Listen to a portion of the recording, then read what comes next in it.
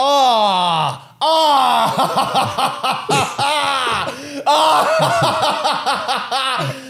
back with another episode of the Angry Turtle Podcast. Yeah, we have a very. It's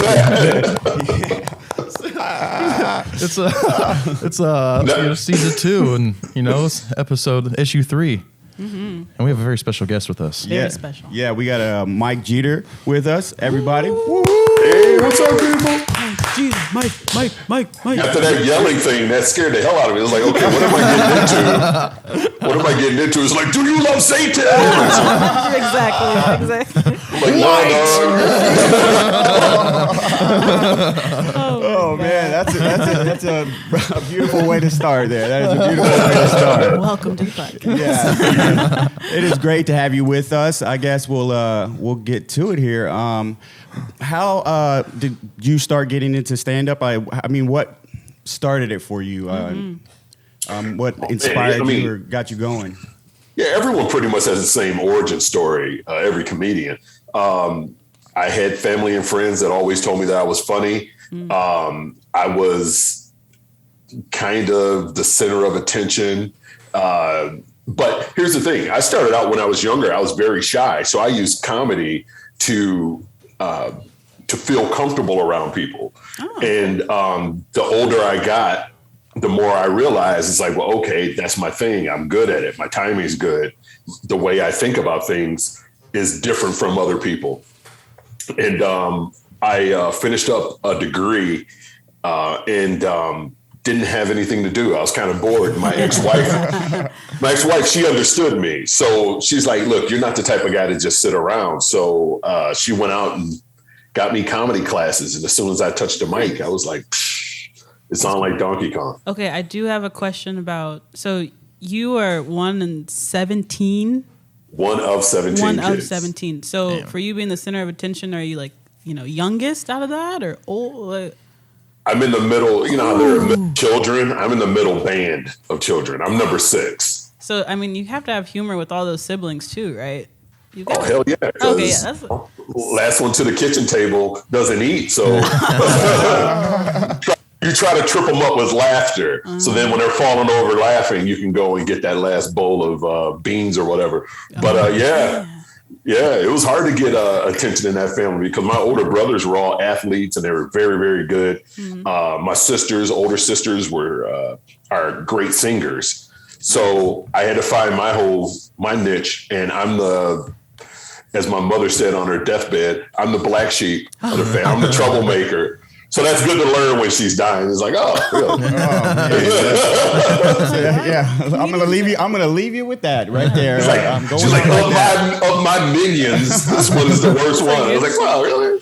It's like, well, thanks. Yeah. When I'm on my deathbed, I'm gonna give my kid a gift card to Sears. Take this. She's like, what am I supposed to do? That's a $25 gift card with 50 cents on it. Yeah. Well, my mom, every time I see my mom, she still calls me her baby. I'm like, stop doing that. Don't call me. I'm not your like, I'm a grown man. Yeah, I call my mom mommy, so. Yeah, I still you call do? my mom Yeah. mommy. Yeah. Oh, That is awesome. We're getting... y'all are cute. Yeah. So who do you have any comedy inspirations?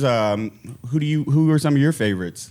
Oh, of course, man. And again, my origin story started when I was very young, and my aunt, we used to live with my aunt, and she would always have these card parties. So her friends would come over, they would drink and smoke and listen to music and comedy albums. So I would always sneak a listen through the vents. And I would listen to Moms Mabley and Flip Wilson, Richard Pryor, Bill Cosby. All of those people inspired me as far as comedy is concerned. But once I understood, like, okay, I have a type of comedy personality, then it became more of the, Dave Chappelle's and George Carlin's and, Red Fox and so on. So, yeah, man, my heroes now are smart, goofy comedians that make you think versus just cracking jokes. Huge George Carlin fan. Massive. Yeah, George I grew up definitely. on him. Oh yeah. Yeah, man. But Chappelle's my guy, you know? Yeah, that's another favorite of mine Yes. also. He's Yeah. insane. He's so fucking good. I grew up a little. Oh, we can curse on this? Yeah, hell yeah. Oh yeah. Yeah, this is a talking clean about? comedy over here, sir. Oh, man, I was yeah, like- fuck. Loosen up. Over here. Loosen up. He said, fucking "Oh, trying you to- say it like that. Okay, well, I'm over here like trying to run for president and shit. And you guys are like, Let's loosen things up with a school shooting joke, eh? I'm rooting for it. I'm rooting back for when it. I was a young lad, I used to watch. No. Well, okay, I did have one other question. Yeah. You mentioned when you went to school, and then I saw that you were Ivy League dropout. That's what. Yeah. So I guess my other question too is yeah, like, do you sure. feel like your degree helped you with comedy, or you got it great, and now you're doing comedy and it's What degree? yeah. I just went there. I didn't graduate from there. I got to shout out my high school, Pontiac Central, and which is no longer around. Yeah. So all my past has been erased. And I left there, went out to Cornell, and Cornell, nice. learned a couple things. Being around all of those rich kids Exactly. and so on. And I kind of use that. I was in their mechanical engineering school, and for a long time I was kind of ashamed of not graduating from there. So I would never let people know that I went there. Yeah. It's been maybe the last 7-8 years or so that I've actually been telling people, I went to Cornell. Wow. Because it's this is complex as far as not. This imposter syndrome is what they call it. Yep. And I live that. So all of these things kind of help me with my comedy. Even though I didn't finish up at their engineering school, I'm in engineering. So when I write my jokes, I kind of engineer my jokes, based upon the premise. And then I kind of wrap it around and make it a little personal and try to set it aside from what anyone else is doing. So there's a lot of that goes into my comedy. But I was there, Ithaca, New York. Yeah. Shout out to the Big Red. Would you ever go back to finish? Oh, I would love to. Oh, I would absolutely love to, just to say that I got a degree from Cornell. That would be awesome. Yeah, that would be great. So Okay, it also says you do voiceovers, and what are some of the voiceovers you've done, or you? Oh God. Yeah, you have. Yeah, you have man. an You guys have been amazing digging voice. around. You said it. I Thank didn't want to you. be like, Mike, you got a great voice. Yeah, no, you have an amazing voice. Thank you, Lord. I get it every day, honestly. I did a voiceover for Perkins Family Restaurant where, coincidentally, I was hawking barbecue. That kind of fit. They're like, yeah, he sounds like a barbecue voice. It does. I've done that one. I did a commercial for Ohio Lottery. But I do a lot of acting too. Like I was just in an OnStar commercial where I played Black Santa this past That's Christmas. also very fitting. Yeah, it was dope. It was dope. All-Star commercial where you're Black Santa. I'm Black Santa. Awesome. And of course, everyone was like, "Oh, you were the best one," and all I did was laugh. And I'm like, "Yeah, I don't know. I think you guys are kind of being."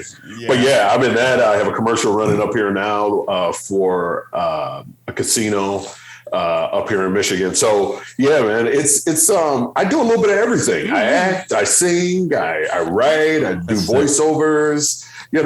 I'm an engineer. I make babies. I do it all. Multifaceted. Yeah, man. I put it down. I'll put it down when it needs to be put down. I believe that's a good thing. It's not a negative. So yeah. No. So what you're telling me, you're God. No. I'm godlike. Yeah. This is it. Forgive us. Now I have a bone to pick. Why did my dad? If I thought God sounded any way, I would definitely want him to sound like your voice. So. Well, thank you. Thank you. Because it's good. It'd be good for good things, but also when it's bad, it's like like holy shit. Yeah, I can definitely hear you go. Throwing a lightning bolt down. Hit from the sky. Exactly.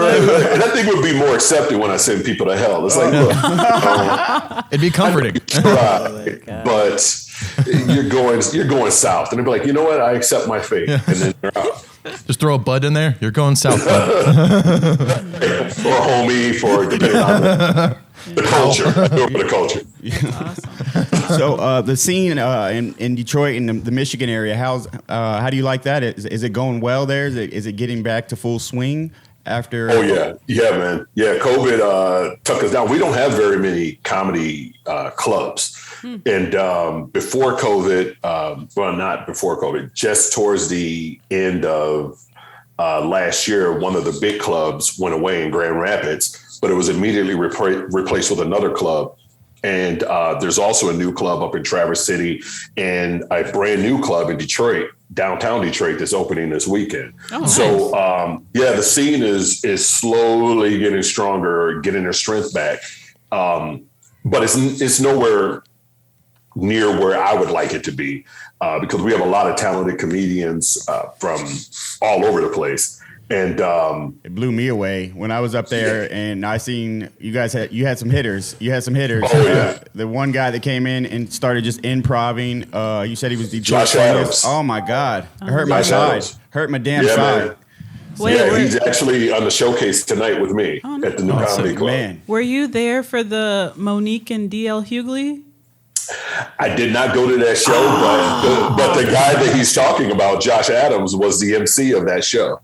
Oh, Josh Adams came to Black Circle. Oh yeah. Yeah. Oh yeah. Josh. Yeah, he's hilarious. So was it written in her contract she was supposed to headline or something, or?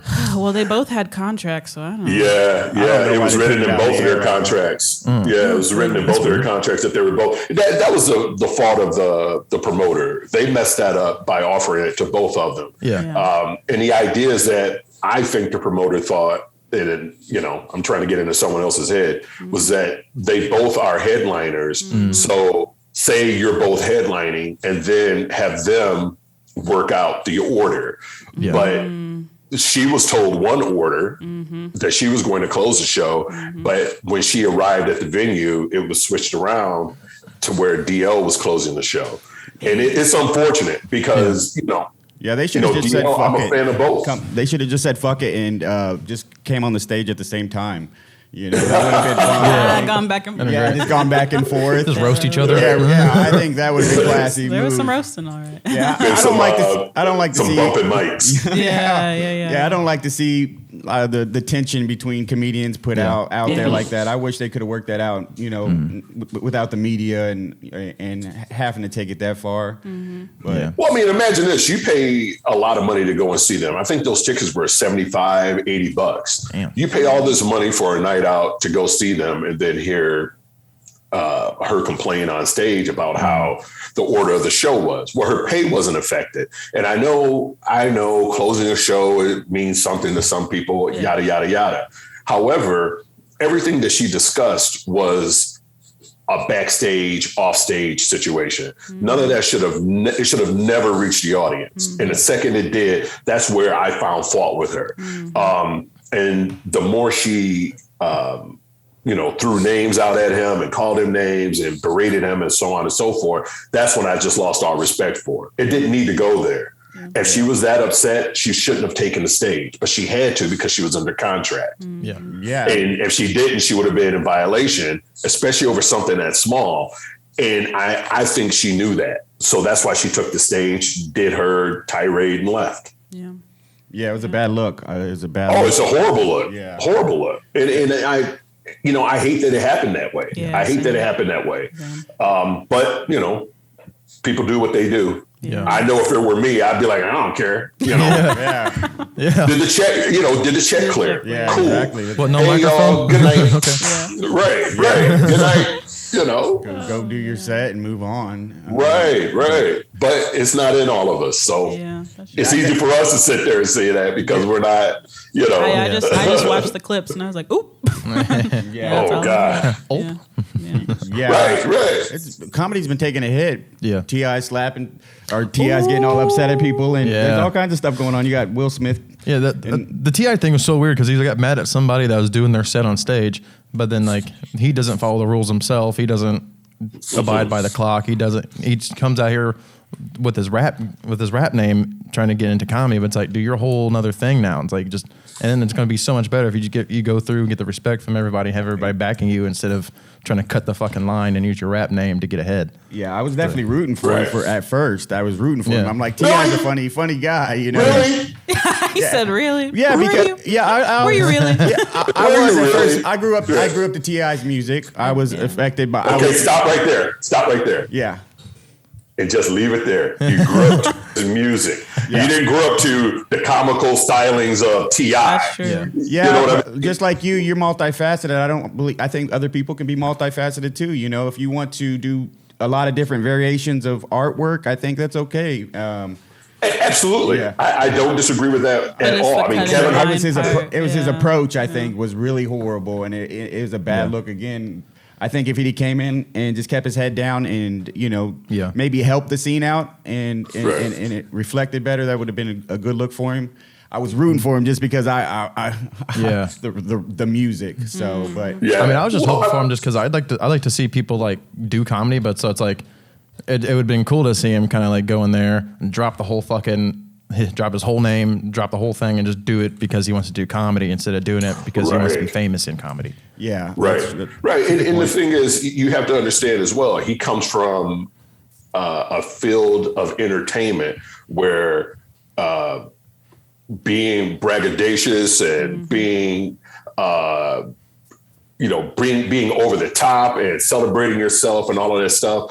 He's coming from that to a part of entertainment where humility and being humble that's necessary. You have to go through that. You can't. Dave Chappelle didn't come out in his beginnings and say, "I'm Dave Chappelle, I'm the baddest ever." Blah blah blah blah blah. You have to work your way up to that to call yourself the GOAT. Yeah.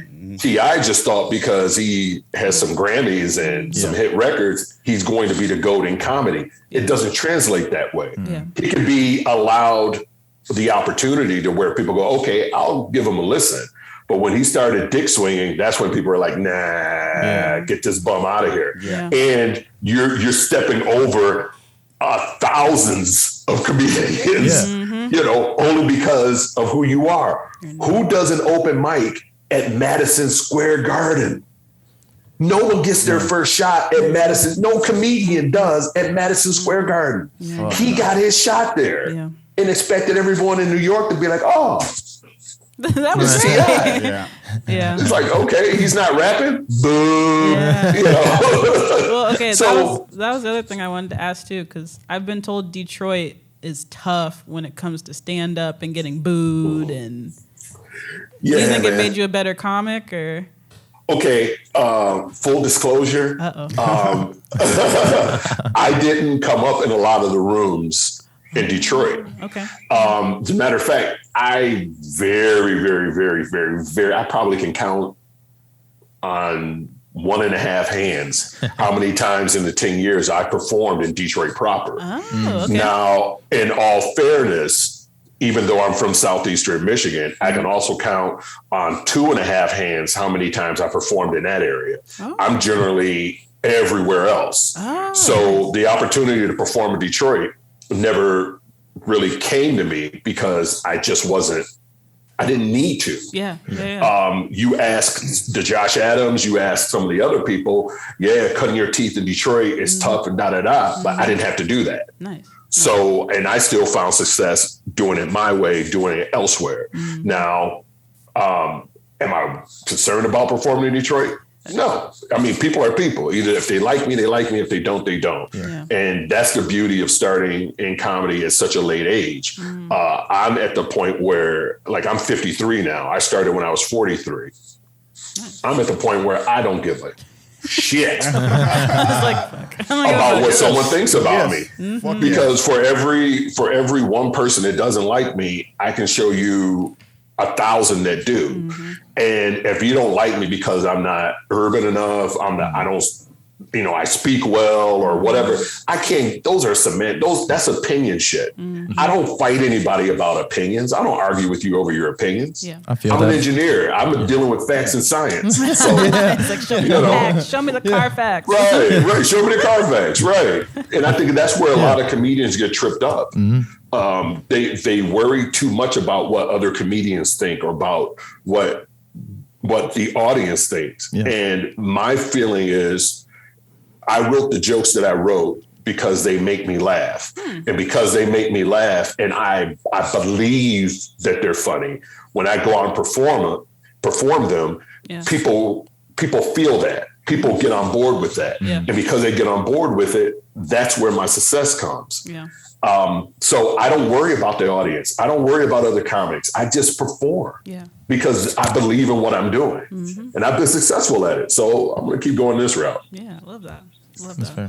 I feel that too. Cause like, I'm just like in my day to day, I'm like, I feel like I'm doing comedy every day. Cause I'm like, they don't like me. They don't like me. Yeah, it's a mental battle sometimes when you first. We're pretty new to it, so I think I personally deal with my own mental my mind state. Sometimes I like to think negative about myself. Sometimes when it goes bad, and I realistically I should be thinking like I need to learn from that. Yeah, right. Learn what I did wrong, and then just keep going. But try not to let it like that dude was at Fountain Square the other day. He was. Yeah.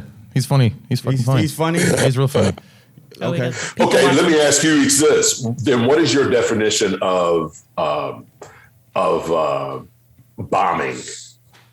What, like each of you, what do you think? Wanna start off, Johnny? What defines bombing to you? Ladies first. I feel like so far, the lowest that I've been was when.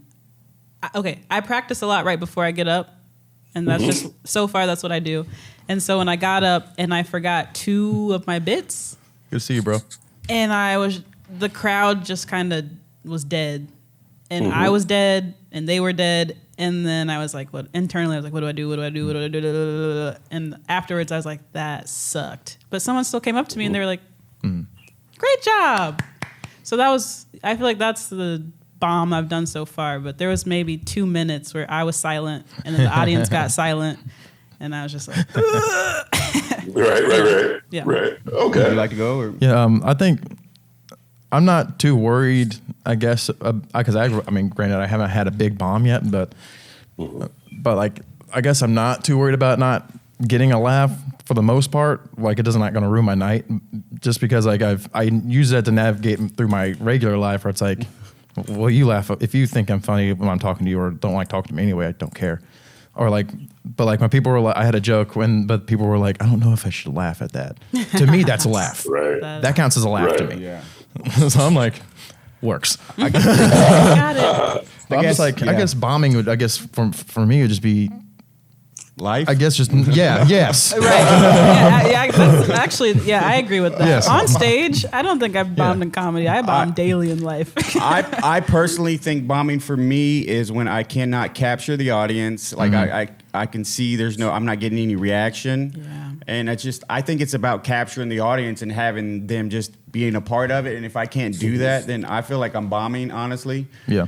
And then like It's a shitty feeling. And then actually when you had like the first 5 comedians come up at your show, I felt like I was gonna bomb before I even went up. I was like, oh no, these guys are way too funny. This is bullshit. I'll do that, Johnny, all the Put time. them at the end, you know. You had a girl throwing her phone at your place. She threw her phone. I was like, man, this is getting wild in here. I'll show it to Mike or Johnny. There's times where we'll walk in a place, we'll walk in, I'll just be like, oops. Yeah. Well, and the only reason why I asked that is that, when I first got into comedy, everybody was like, oh man, I don't want to bomb. I don't want to bomb. I don't want to bomb. And again, because I've done public speaking and I performed before, acting and stuff on stage, and coming from a large family, I don't look at it as bombing. I look at it as it's a tool that you can use to improve your act later on. Like you went up on there and forgot 2 of your bits. That probably won't happen too much anymore because you have that focus. You're like, okay, I need to focus. I need to get my head right and get in that space where I don't go up there and do that. Yep. Talking to the audience when they're silent. I know they tell you, or if you're a comedian, first of all, there are too many goddamn rules in comedy. Yeah. You know, there are too many rules. Yeah, it's been Yeah. exhausting. There are too many rules. And I say, get in your lane. Forget about the rules. Use the patent stuff. You know, you don't want to wear shorts on stage and you don't want to sit there and if you're a guy, you're talking about, you know, abortion in a negative way and all this or in a positive way. I don't know. You don't want to get all into that. But find your niche, find your lane, and stay with that. But I tell people that I've never bombed. I've had sets where the audience wasn't feeling what I was saying. I'm not offended by it because I know these jokes have worked thousands and thousands of times. So it's just I ran into that audience that ain't feeling me. Yeah. So what? Yeah. I'm not going to go and crash my car into a brick wall. It ain't that serious. None of this is that serious. Why couldn't you tell That's me why that it's before last comedy. week? It's like I've already totaled my car. I got it in the body shop already. Come on now. What the hell? I cut his head off already.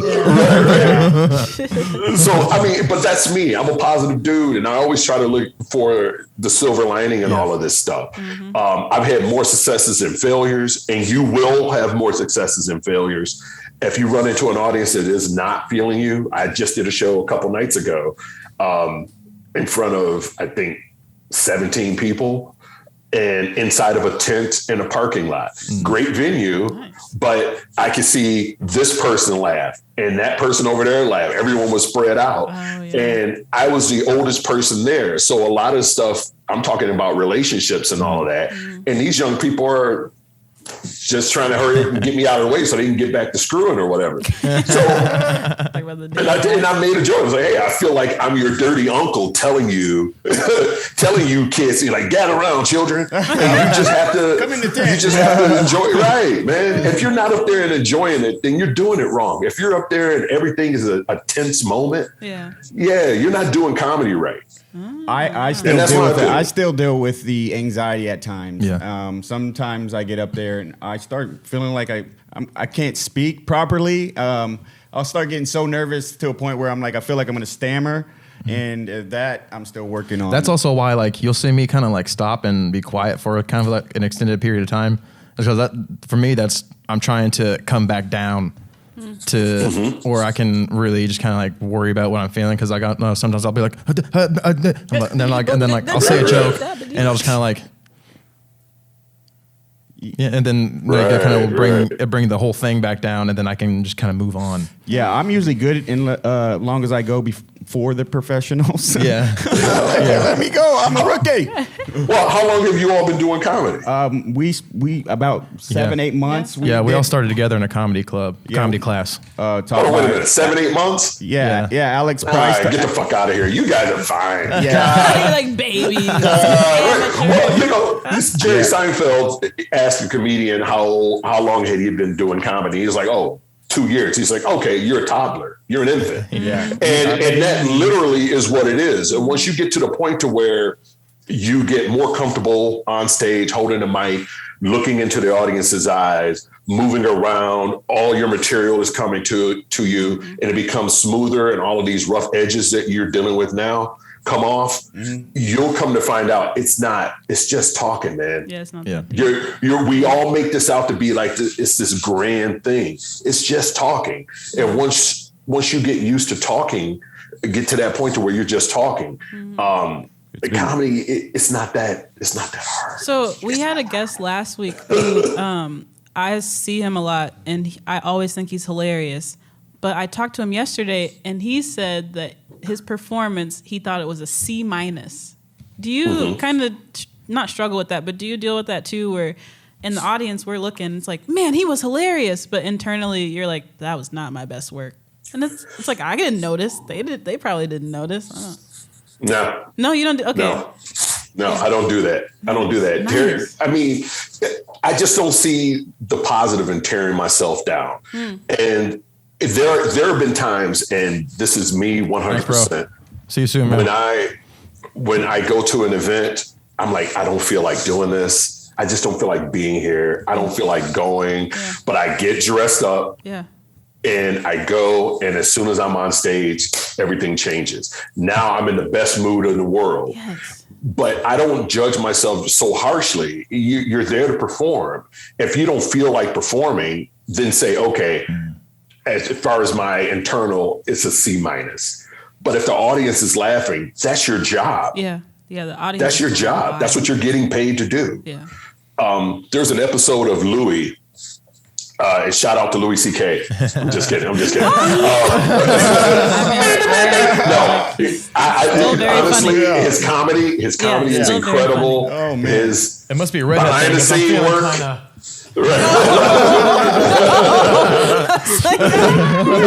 Behind the scene work leaves much to be desired. But, save that for the bathroom. But there's an episode of his show that he had on FX, and he was flown out to, I believe, Iowa, out in the middle of nowhere, and he goes to the club. And the guy who's on stage, I can't remember his name. He's got a weird last, Jim Florentine. Mm-hmm. Yeah, he's the MC, and he's killing his crowd, just destroying his crowd. So Louis goes out with his highbrow comedy and very, think piece type of stuff, and the crowd is crickets. And this really upset him. He's like, dude, this guy's on there, dick jokes and shit jokes and fart jokes and everything else. I'm bringing these people some New York, highfalutin. And so the next night he goes back to the club, and the owner's like, hey, this is what we're going to do. We're going to let him do 10 minutes. You come out, do 30 minutes. Then we're going to have him close the show.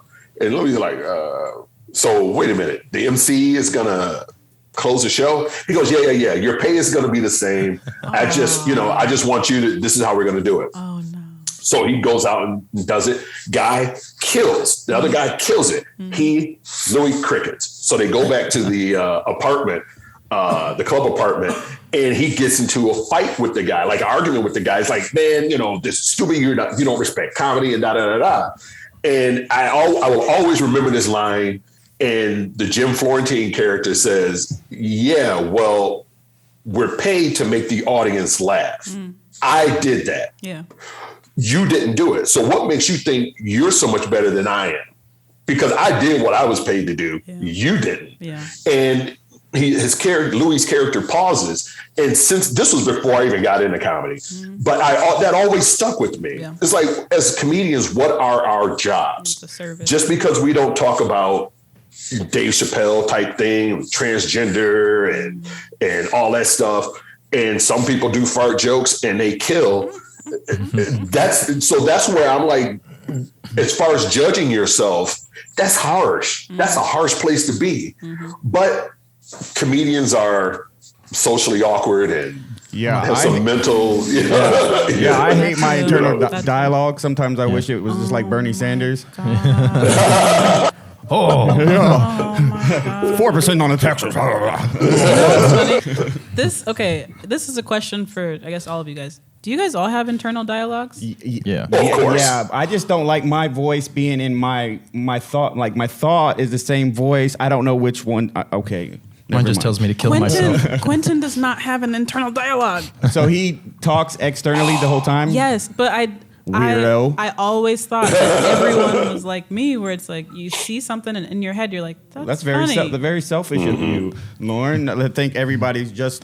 I thought everyone had a voice in their head, and I have several. I have a couple. So. Yeah, I have voices in my head, but I don't filter it out. So it's like, hey, tell a school shooting joke on stage after a shooting just happened. Yeah. Oh, I say it. That's Lauren, who's queen, I would explain. My internal voice is sexy as Quentin fuck. Is my husband. So I'm just saying. Yeah. Okay. Yeah. So, Quentin fell asleep on the floor drunk last night. Oh, I snitched on him. He did. I went to see Jeff Ross, and he was very excited. Dustin was able to get us tickets, and he was like, "I want to go see him." And then we went out right before, and he got a little too lit. So yeah. I mean, who doesn't get the way Ross, turned up? Yeah. But wait a minute, he doesn't have an internal voice. No, he doesn't. Troublesome. No, okay. I think he's misdirecting you. I think he does. He just doesn't want you to know. So this is how he explained it, and it kind of makes sense because when we're out in public or together, He's a serial I'm killer? very quiet. No, well, if one of us would, it would probably be me. But I'm very quiet, and I like to observe. And he's the one who's like, da, da, da, da. And like sometimes what he says can get us in trouble. Right. And so then I'm the one that's like, this isn't the crowd. This isn't the right time to say that. But he's like, I don't have that voice in my head. He's like, I just say it. And if people don't like it, it is what it is. And I'm like, how can you do that? That's like being with a dyslexic guy that says the N-word, you know? Like, what the hell? Don't you do that right now. Don't talk about me, Johnny. Yeah, I know. I'm sorry, Dustin. Right here, man. Sometimes, but yeah, I thought everyone had an internal dialogue, but I guess not everyone does. I wrestle with mine. I just wish it wasn't so nasally. My internal What is dialogue's it? Wait. nasally. It needs. What does I yours need sound some like? Wait, Mucinex. try to impersonate it. I'm doing it right now. Mine's Jerry Seinfeld. Mine's like, kill yourself, save yourself the trouble. I said Bernie Sanders earlier. I meant to say Bernie Mac. I was like, where are you going with this? You motherfuckers. Okay. Hey, here's the thing. You sounded like Bernie Sanders. Yeah. You know, I was like, okay. I was like, mine You just sound like a more hood Bernie Sanders. Yeah, That's all. Mine sounds like my mother, and it's a nightmare. You got your mother's voice in your I head? have my mother's voice in my head. That's fucking Oh, it's wow. a nightmare. That is- Hopefully not at all times. Pants to the camera. I have my mother's voice in my head. My internal voice is just my voice, but sexier. Yeah. Wait, that's impossible. It's like, hey, Yeah. Wait. Well, I'm not commenting on that. Yeah, I was like, if I do the Finish that one up, Lord. Walk that one out. Let's see how close. I'm trying. I feel like this is what he sounds. Let me close my eyes. He's got a radio voice. Oh wait. Let's all close our eyes, and then you have to say something, and then we're all gonna try to impersonate it. He just said he had a sexy voice. I don't want to close my eyes and imagine anything. We're gonna try to. Okay, let's do it. It's Gay Pride Week. Let's do it. Let's do it. Are you? Yeah. What's the sexiest thing? okay, here's the thing. Buttered nipples. Oh, I'm erect. Well, my work is It's over. Okay. everybody. I'm middle aged, so Okay. I felt a twitch. Wyatt has to tell us who does it best. Okay. Okay. What? I'll judge. Okay. What are we doing who's- again? I'm fucking lost again. though. Gave us a You're phrase just to saying say you're in- saying buttered nipples, but I'm judging who sounds more like me. Oh shit. Butter nipples. That was a little bit like White. who's that get her done? White. trying to get her done guy trying to be sexy. Okay, I'm trying to get. Buttered nipples. Okay. I think I'm feeling. Okay. All right. Lord, go. Buttered nipples. It sounds like you're making a cocktail. Isn't buttery rocks? nipples? Yeah. Would you like Buttery a butter nipples is nipples a on the drink. rocks? Yes. Buttery nipples. There you go. Go. Buttered nipples. That was a little country. You had a little country twang. Buttered nipples. Brother. Yeah, I was thinking more of the guy from Silence of the Lamb. Oh, yeah. Fuck. Like, put the lotion in the basket. Canteen beans. Oh wait, yeah. So if you do voiceovers too, you're good at like impersonating, or you just use your voice to say things. I do my own voices. I make up voices. Like I'll look at someone and say, and just kind of imagine how they would talk. You know, and just go into this whole dialogue. That's why I don't understand how your husband doesn't have an inner dialogue, because I could look at someone and go, oh, and come up with a whole backstory, their whole origin story. So Yeah. that's just it. I've been working on my new impression. It's a Nicolas Cage. It's All a right, let's hear it. artifacts. Oh, He's tried this one before. national That's- treasure. I'm not. That's not a new one. I'm not rooting for that. Hey, one. No, I'm not rooting. no, Jerry Seinfeld. It is. Jerry Seinfeld's better. Oh. And Jay guy having sex. Like, oh. Yeah, I don't fucking. Yeah, how often, think about how often do Jerry you think Seinfeld about having Jerry sex. Seinfeld Yeah. having sex? Often. Today, this morning. Oh, You're a man. clitoris. What is the deal? Yeah. Or something. What's the deal? So you've met Alex Price also. That was who Alex, taught my us. guy, man. I love that dude. Yeah, man. that's who taught us. That was our instructor in the comedy class at Helium. Yes. Yeah, for the most part, I love him. It depends on the week. It depends on the week. No, but you guys perform together there at is it the Comedy Castle? In Detroit. Yes, it's the Comedy Castle in Royal Oak, just north of Detroit. Yeah, just outside That's funny. of Detroit. It's the castle in Royal. Yeah, exactly. See, you get it. You get it. And they have a giant wooden door that slides to come out on stage. It's pretty opulent. Oh, That's nice. it. And the walls are all rusts and stuff. It's pretty opulent. But I've never performed with them there. I've seen him perform. Oh, you've there. seen him perform? Okay. Yeah. I haven't had the good fortune of working with him there. Yeah, neither of us. I'm trying to get on the Sunday show.